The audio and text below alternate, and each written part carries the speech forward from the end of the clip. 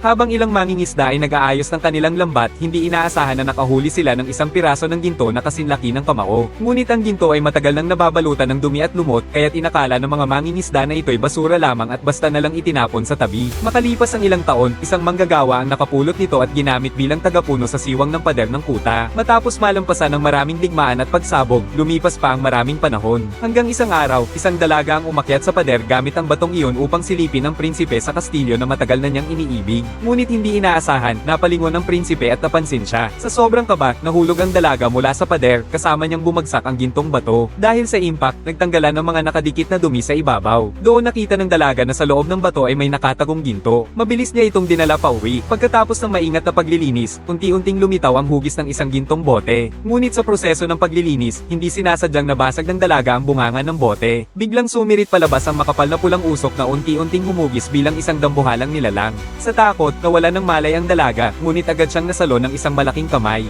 Gamit ang mahika, ginaising ng anino ang dalaga at sinabi nitong siya ay isang diwata, espiritu, na isinumpa at ikinulong sa gintong bote. Bilang pasasalamat sa pagliligtas sa kanya, nangako ang espiritu na tutuperin ng isang kahilingan ng dalaga. Walang pag-aalinlangan, hiniling ng dalaga na makapag-asawa ng prinsipe. Nang marinig ito, naglabas ang espiritu ng mahiwagang langis at iniutos na ipahid ito ng dalaga sa kanyang katawan. Kapag naamoy ito ng prinsipe, tiyak na mahuhulog siya. Sa kanyang panaginip, isinambit pa ng espiritu ang pangalan ng dalaga sa prinsipe. Hindi nagtagal, ipinatawag ng prinsipe ang dalaga sa kastilyo at natupad ang kanyang pangarap na maging prinsesa.